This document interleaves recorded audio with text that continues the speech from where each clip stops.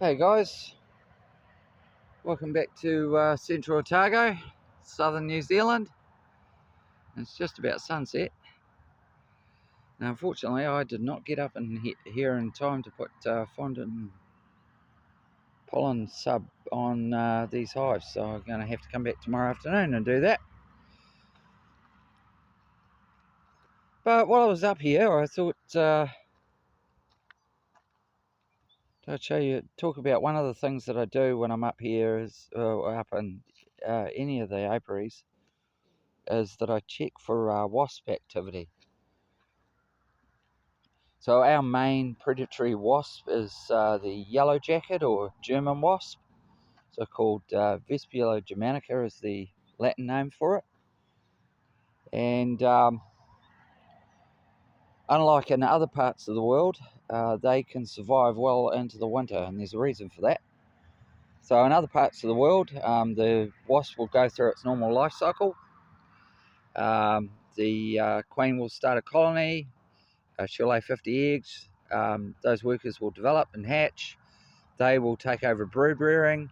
The queen will switch to egg laying, and at that point, the queen just lays eggs.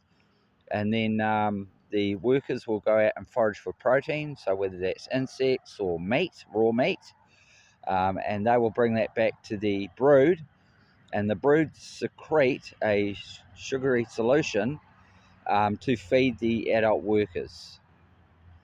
When the colony then switches over to producing queens and drones, the population of worker larvae drops, and so consequently the population of adult flying workers also starts to drop. Those queens will hatch, go out, mate with drones, and then they will go into hibernation and start the cycle all over again. Occasionally they'll get knocked off by a predator. So in the States you've got skunks. So most people know in the United States, if you find a wasp nest and you chuck a handful of chicken or turkey bones down close to the wasp nest, the skunks will be attracted by the bones, and then they will sniff out the wasps and they'll dig the wasp nest up and demolish it. And that's the end of the wasp nest. Unfortunately, we don't have skunks here. So we don't have bears, or we don't have wolves, and we don't have cougars, and we don't have snakes. But what we do have is wasps. So we have no predators of German wasps or yellow jackets. And we have ideal conditions. So what happens here is that when the worker population would normally be dropping in other parts of the world, the workers will go out because they've got to now switch to foraging nectar for themselves or sugar for themselves, whether that's sugar or honey or tree sap or whatever, honeydew, which is produced by aphids, is very similar to what they are fed by the larva in a wasp nest. So in New Zealand, those sources are highly abundant. And in fact, they're so abundant that we get overwintering sap and nectar eating birds, native ones, that will come and overwinter here because they know that there's food available. Now, the honeybees won't touch it, but it throws the wasps a lifeline.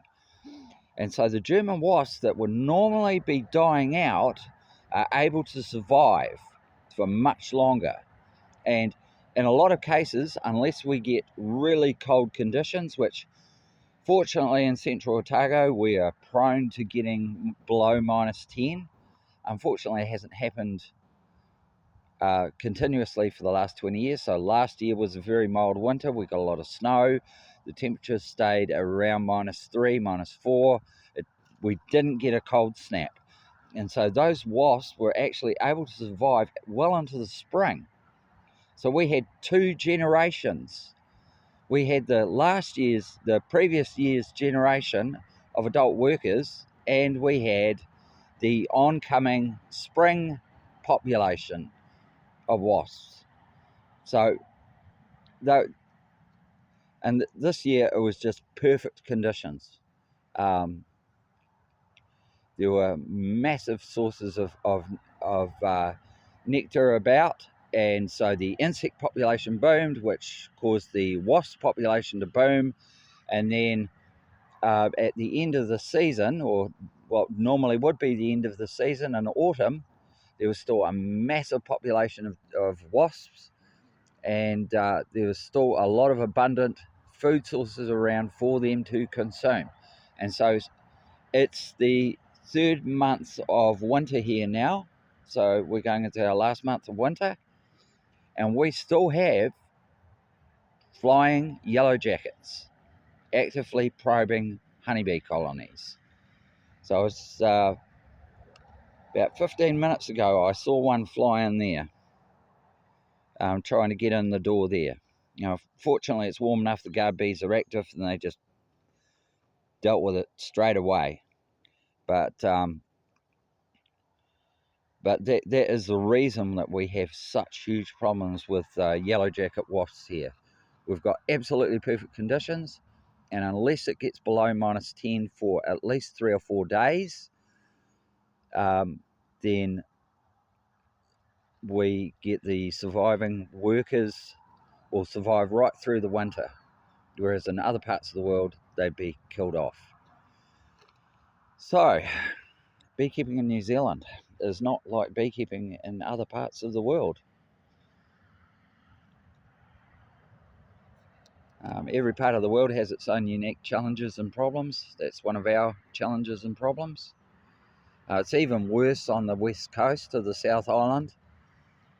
You can get wasp nests that are over 2 metres in height and have over 200,000 workers over on the west coast, because they have even better conditions for wasps than we do. They've got abundant insects, and they also have a insect that produces honeydew off beech trees, and that's their main nectar crop, is honeydew honey. And unfortunately it's absolutely perfect for wasps. We also have a honeydew producing plant, which is English sycamore. So we have an aphid that lives on the sycamores. As soon as they start producing leaves, the aphids will start producing honeydew, and so the wasps will take advantage of that. And if there's any around,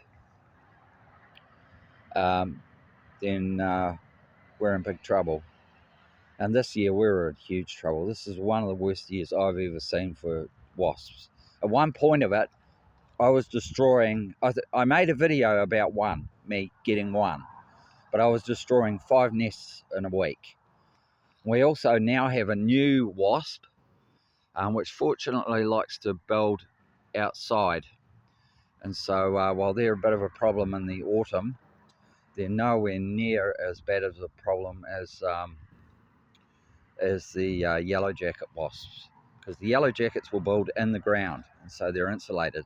That's why you need those freezing cold temperatures to kill them off.